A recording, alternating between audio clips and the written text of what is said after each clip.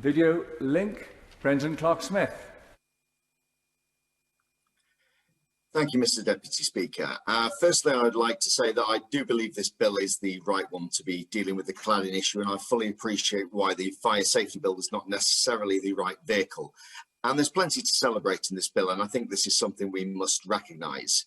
And I particularly welcome the announcement in this House from the Secretary of State today on the use of the EWS1 forms, and that these will not be required for buildings below 18 metres.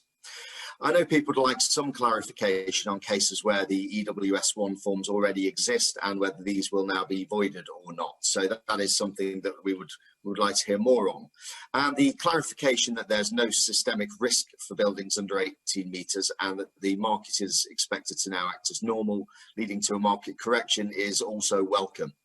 And it's the extreme risk aversion that has caused some of these issues, as Dame Judith Hackett referred to, and it's something we can now start to address. I think it's encouraging to hear from the Secretary of State that lenders have welcomed this clarification, and now making sure we take other players in the market with us, including insurers, is the next logical step. And as my right honourable friend, the chair of the HCLG Select Committee, has mentioned, we do thank the Secretary of State and his department for responding to the points that we have raised and acting on the vast majority of those recommendations and taking our comments into account. Of course, one of those principles we've always held is the principle that leaseholders should not pay. And the Building Safety Fund is very welcome, and £5.1 billion will go a long way to satisfying many of the problems before us. And the £30 million Waking Watch Fund is a great help, although I think we all realise there are still issues that some will see as unresolved. And it's important to recognise that this bill is about far more than cladding, however.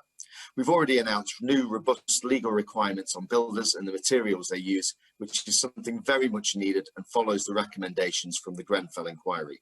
And giving homeowners the right to retrospectively seek compensation for up to 15 years for shoddy construction will benefit a great number of people, as will doubling the time period residents can bring legal claims against developers for substandard workmanship.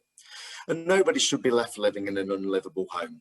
And whilst the Building Safety Bill cannot solve every problem on its own, and I'm sure there will be many further discussions to come, it is a bill I will be supporting and is a fundamental step in the right direction. Thank you, Mr. Deputy Speaker. Thank you very much.